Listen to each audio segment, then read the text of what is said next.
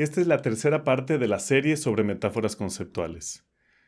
En la pasada vimos qué es metáfora conceptual y 3 tipos de metáforas más un poco de detalle en cuanto a la aplicación de estas nociones. Esta vez yo elegí 3 críticas que se hacen comúnmente en la literatura a la teoría de las metáforas conceptuales y ahondaremos en ella porque son reflexiones muy interesantes sobre dónde están todavía vivas esas incógnitas y dónde podemos aumentar el poder explicativo de todas estas reflexiones en esta exploración tan interesante que es la mente y la comunicación. Así es que adelante, mi nombre es Luis de la Mari y soy lingüista.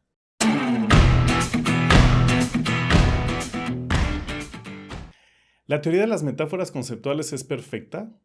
No. Ha habido un montón de crítica desde que salió, principalmente después del 2000, pero no sin que los años 90 estén repletos de trabajos en donde se cuestiona la pertinencia de la teoría, principalmente, número 1, porque viene de una manera particular de pensar la cognición, que como decía al principio es pensarla como una computadora. Tengo símbolos, que son los conceptos, y tengo operaciones sobre esos símbolos. Mucha gente dice que no hacen falta símbolos para pensar y que no hacen falta operaciones para pensar, como los modelos conexionistas o la misma teoría de los sistemas dinámicos. Entre algunas de las críticas, son varias, pero voy a mencionar nada más 3 porque este es un video introductorio. Tal vez haga otro profundizando en algunos de estos temas, sobre todo si me comentan aquí abajo o considero yo que tengo material. Entre algunas de las críticas está punto número 1, la circularidad. Estas se las voy a leer porque hay que ver en palabras a lo que se refiere y darnos cuenta que realmente sí puede haber una circularidad. Dice: consideramos a las expresiones del lenguaje metafóricas porque manifiestan metáforas conceptuales. Y lo sabemos porque las vemos funcionar, a las metáforas conceptuales, en las expresiones del lenguaje que consideramos metafóricas. ¿Cómo sé que una expresión lingüística tiene metáfora conceptual? ¿O es una manifestación de una metáfora conceptual? Bueno, porque veo la metáfora conceptual manifestándose en la expresión lingüística. Vean, ese es el problema. Como la cuestión de que haya o no haya metáfora no tiene un criterio fijo, antes cuando trabajábamos con la definición tradicional de metáfora, pues tenía el de necesito un elemento A y un elemento B. Juan es un gorila, la calle es un infierno, el cielo es el límite, ¿ok? Tenía 2 elementos en una comparación no explícita como el símil. Ahí está el criterio.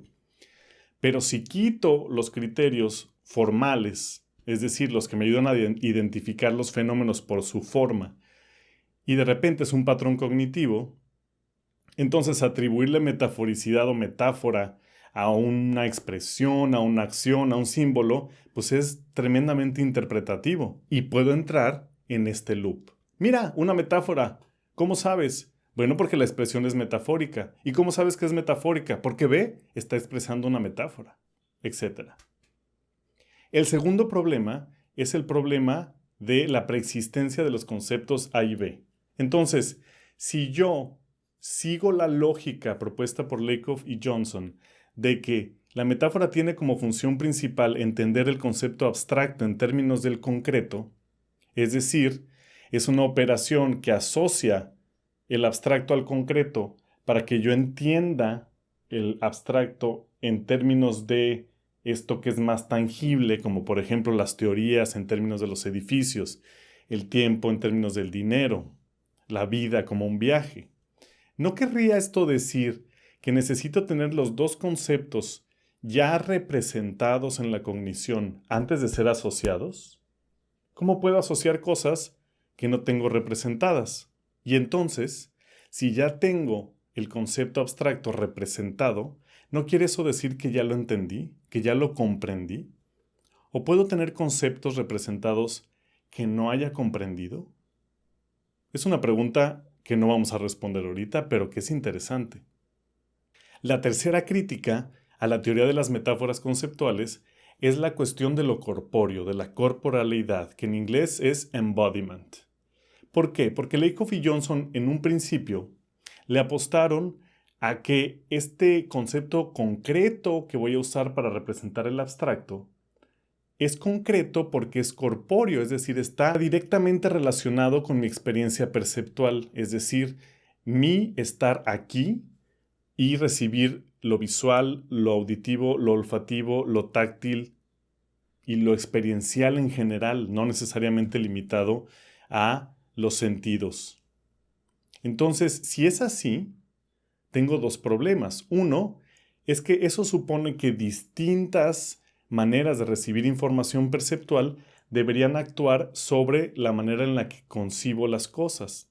Por decirlo de otra manera, si tengo un cuerpo distinto, debo tener conceptos diferentes. Ha habido trabajos, claro, que prueban si, por ejemplo, personas que tienen algún impedimento visual porque nacieron ciegas, personas que tienen algún impedimento auditivo porque nacieron o se volvieron sordas, tienen o no tienen diferentes reacciones a nivel neurológico en el procesamiento de determinados conceptos. Y la respuesta en general ha sido que no. El otro problema de la corporalidad es encontrar en el cerebro estas zonas que estén especializadas, por ejemplo, para lo visual, para lo olfativo, para lo auditivo, y probar que esas zonas se activan cuando tengo conceptos o metáforas que tienen que ver con esa información visual, auditiva, gustativa u olfativa. En general, suceden dos cosas en los estudios.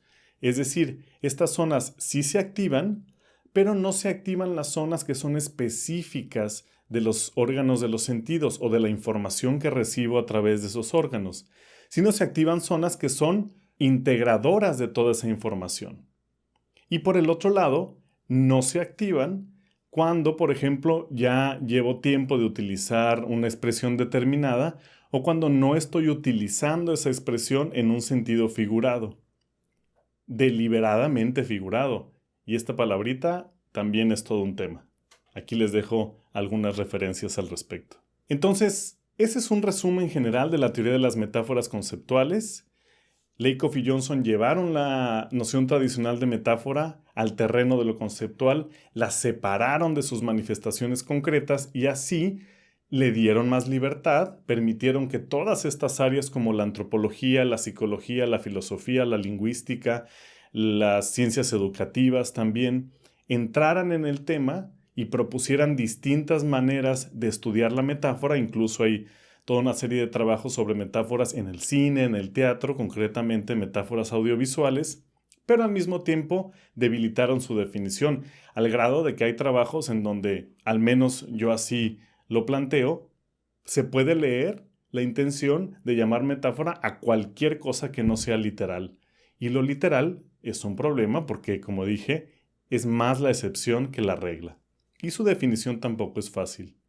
Este es el final de la tercera y última parte en la serie de metáforas conceptuales. Aquí hemos unido los hilos, al menos de esta breve revisión. Sabemos qué es metáfora, por qué es conceptual, 3 tipos de metáforas que nos ayudan a hacer un paneo general sobre la literatura y también cuáles son las 3 críticas que, al menos a mi criterio, son las críticas más fuertes y las que a final de cuentas representan espacios abiertos para innovaciones dentro de esta área. Espero que les haya gustado y nos vemos en la siguiente. Hasta luego.